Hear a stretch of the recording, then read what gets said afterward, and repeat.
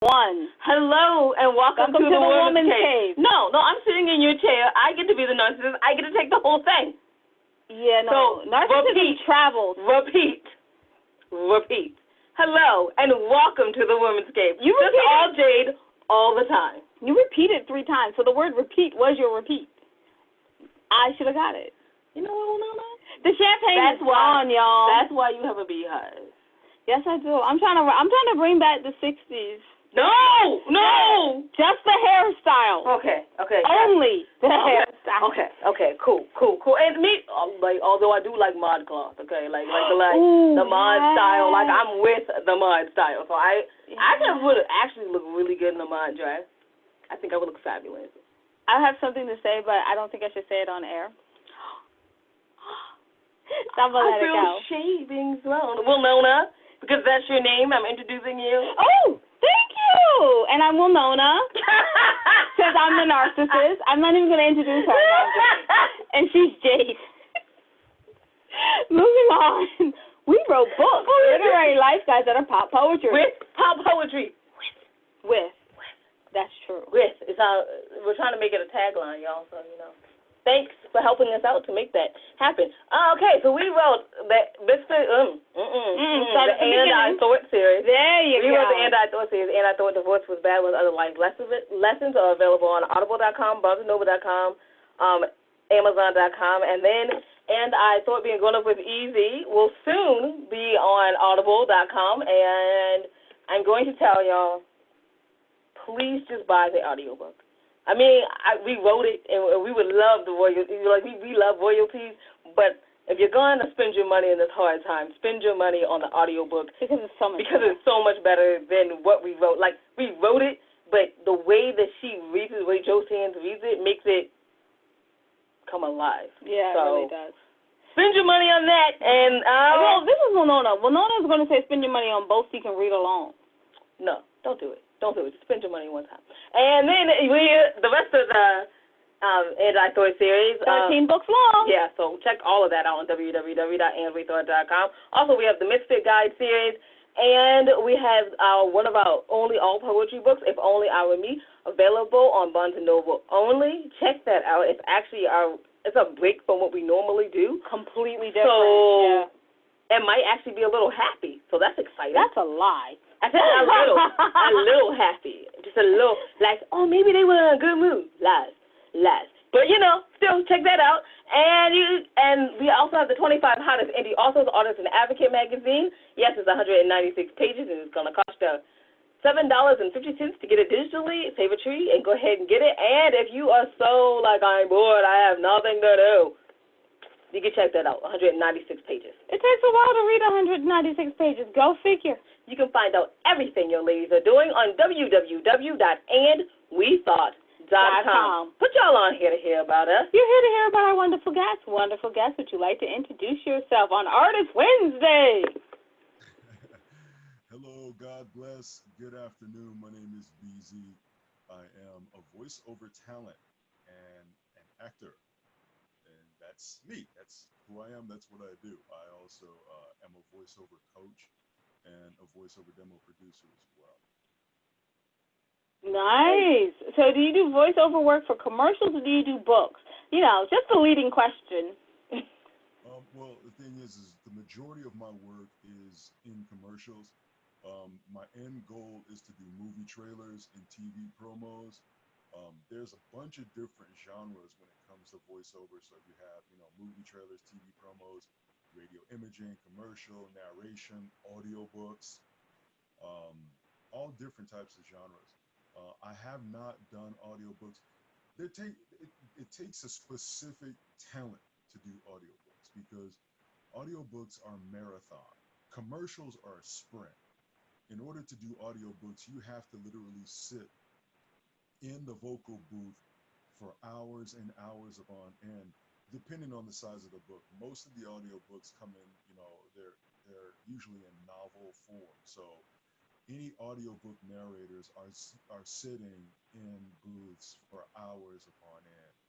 There are quite a few that are out there who specialize in audiobooks, and they are killing the game, and they're making lucrative, or they have lucrative careers, and they're making some serious coin doing it. In the voiceover field, there's a lot of money to be made for those who are interested in the money aspect of it, because no matter what, it's still entertainment. Voiceover is voice acting, so you have to have acting roots and acting chops. There's no getting around it. So you're still acting, you just can't be seen. So, like I said, my end goal is movie trailers and TV promos. And a good, I'd say, the top dozen voice talents that are in that realm in that field are easily seven figures a Yes. Yes, they are. So every year we get invited to a voiceover conference, although we write books. I know, it's so nice, though. It's very nice to go. I enjoy it very, very much. I get to learn so much about, like, the voiceover craft and, like, how you have to protect your vocal vocals. Yeah, most of it is audiobook narration, but they also do, like, this lady right here is Joan Baker, and she does the Voiceover Academy Awards. Joan Baker is a very dear colleague. I connected with her back in the days of MySpace, and and she that was right around that time she had written her book, Secrets of Voiceover Success, and we've been constantly in contact via social media ever since. We have met several times, because her and her husband Rudy put on the Society of the Voice Arts Awards, or the SOVAs. So that's literally the Academy Awards for voiceover.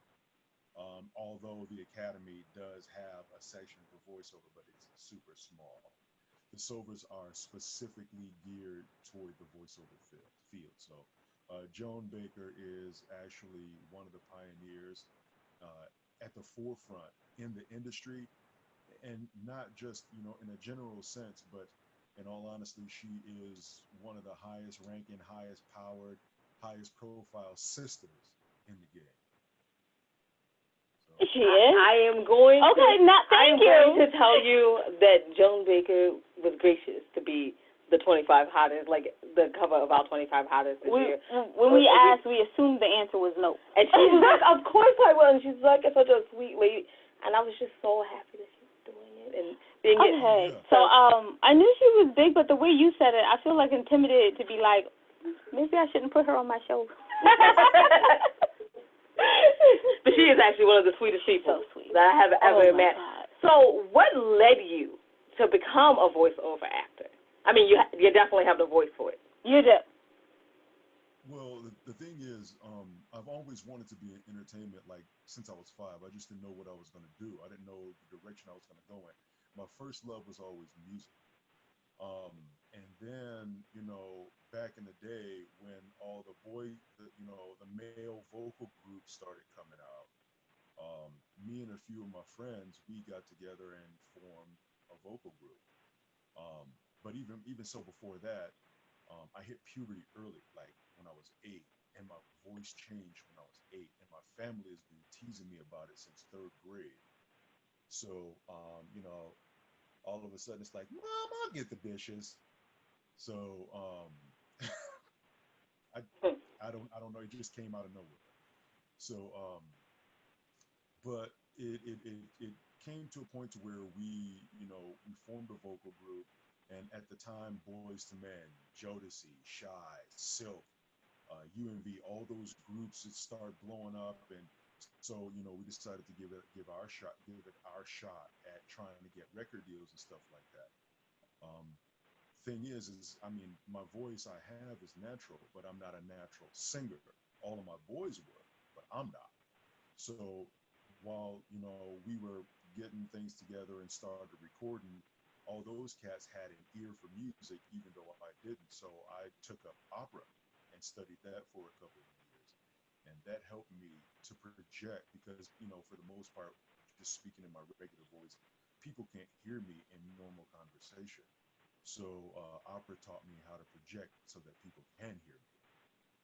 And so, you know, time went on, the group broke up, and I'm like, okay, what am I going to do? I went to see a cousin of mine in California who's an actress, and we were talking about music, and she's like, well, have you ever thought about doing voiceover? And I was like, no, but now that you mention it, I'm going to go ahead and look into it. So I started doing a bunch of research, and then started, you know, seeing all different types of artists. And I'm like, wait a minute, I know that commercial. Wait a minute, I've heard that before. I know this person's work. And so then my interest got piqued. So then I started listening to different interviews with other voice talents way back when they were still using cassette tapes and CDs for demos. So I said, okay, well, I kept hearing, get training, get coaching, then get a demo, and then get an agent.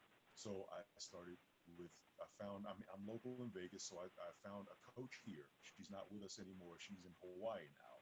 But I found a coach here and started training with her. Then I found some coaches in LA. Then I found coaches in New York. So I started studying as much as I can from different coaches and grabbing every book that I can in voiceover and studying. So basically, and that's how it is, when I coach talent myself. I've been trained by the best. I've been produced by the best. I've worked with the best. So the best is all I know. I mean, I didn't even recognize Joan Baker right there in your midst, but she is clearly one of my inspirations in this thing because, like you said, she's a sweetheart. I reached out to her on MySpace, and she's always kept in contact with me until we finally met physically in 2011 at That's Voiceover in LA. So that's pretty much my voiceover journey, and even moving into this quarantine, the voiceover business has picked up significantly because Hollywood is shut down. So we can't go to casting offices anymore. We have to do self tape auditions. But we've been doing self tape auditions with voiceover since way back when.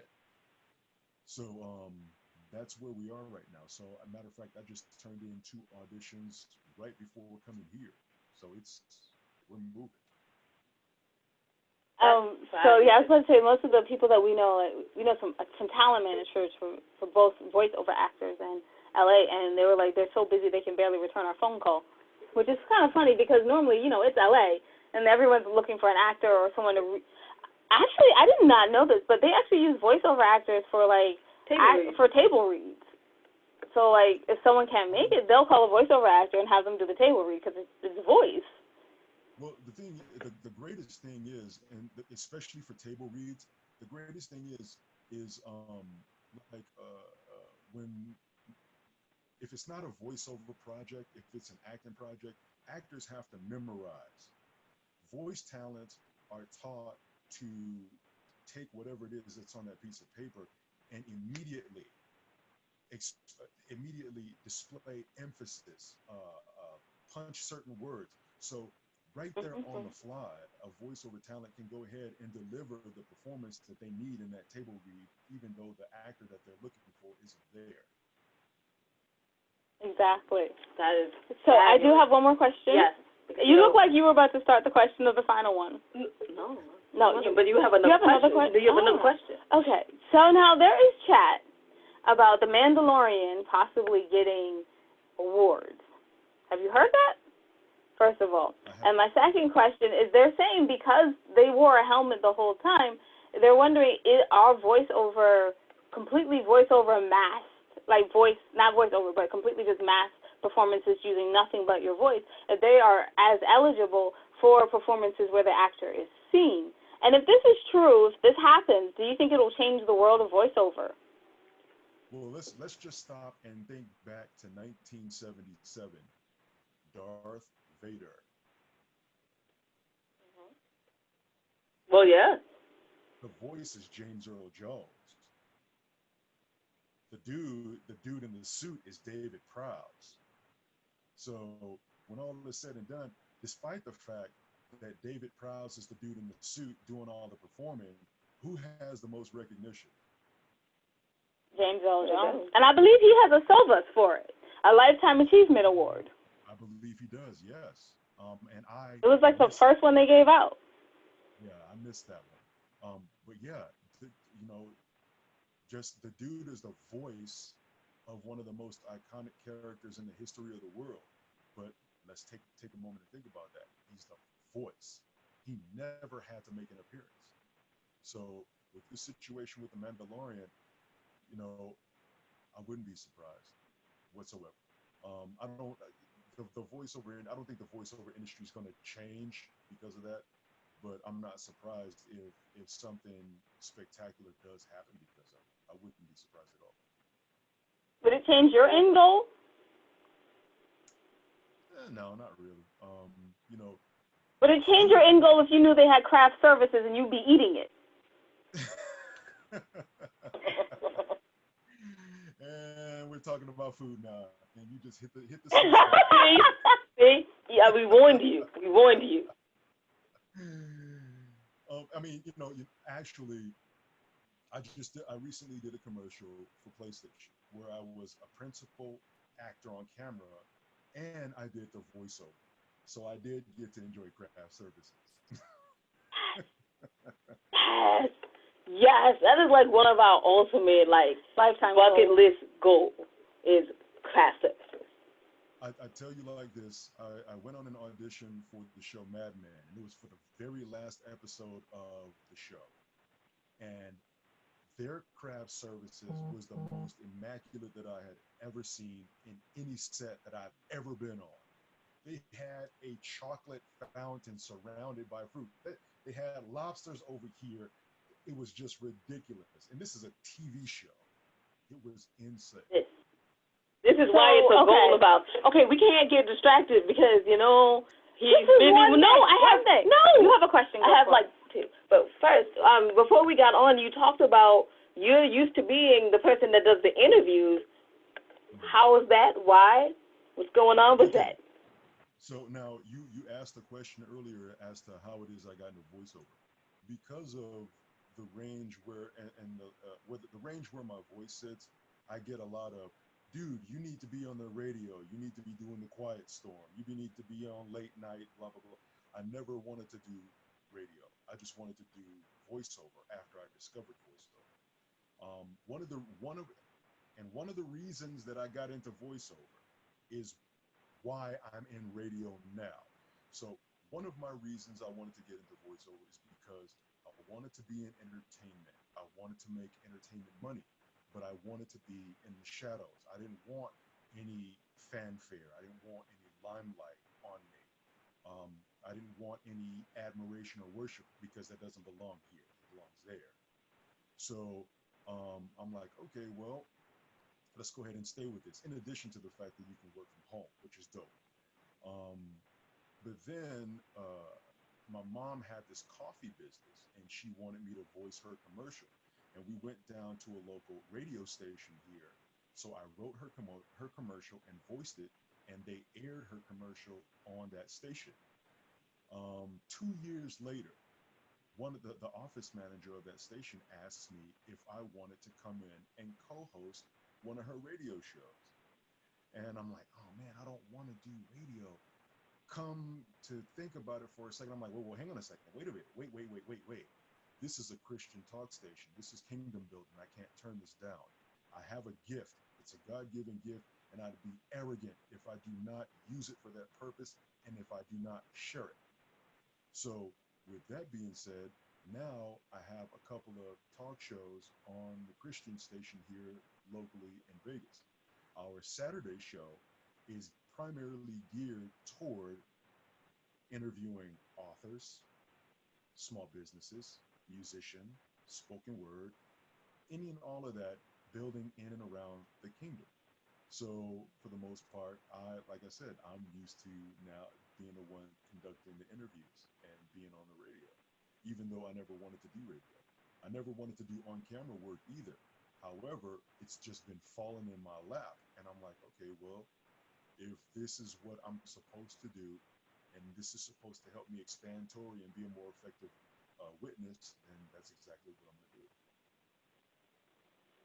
See? Absolutely. Things just kind of happen to you, and you have to accept it. And so our last question is, where can people find more about The Voice? So the thing is if you cannot find me on anything, something is seriously wrong. Everything is under BZ The Voice. Facebook, Twitter, LinkedIn, Instagram, YouTube, my website, bzthevoice.com. Everything is BZ The Voice. There's no way on this planet you cannot find me. If you do, you have a serious issue. So, for anyone who is, interested in the field of voiceover and wants to train, look me up, bzthevoice.com. I have several demos that I've produced, as well as all of my rates are on bzthevoice.com. Again, everything that you can think of regarding social media is BZ The Voice. You can't miss me. Thank you so much for coming on. We really appreciate it. My last question is: would you ever give Barry White his voice back? If you think this is something, you should hear my dude Eric. His name's Eric Holloway. He's in Florida. He makes me sound like a 12-year-old, if you can imagine that. Okay, we got to interview him next. He'll probably say no. Well, we do have a silly show. What can we say? All right, thank you so much for coming on. We really appreciate it. Would you wrap us up? Absolutely. You can find out everything your ladies are doing on www.andwethought.com. While you're there, take a moment, go to the ladies tab, go to the middle and see the charities that we proudly support. Yes, we know that times are hard and you might not be able to donate money. That is okay. Maybe you can donate some time, or maybe if you're doing that cleanup because you're stuck in your house, maybe your clothes or some leftover items that you have that you wanted to donate, maybe you want to think about donating that to them. Or if you have any skills like grant writing and you want to donate to them, that would be amazing too. So we thank you in advance. And just remember that wisdom is all around you if you're open to finding it and accepting it. So peace and love, you guys, from Winona and Jade. Bye.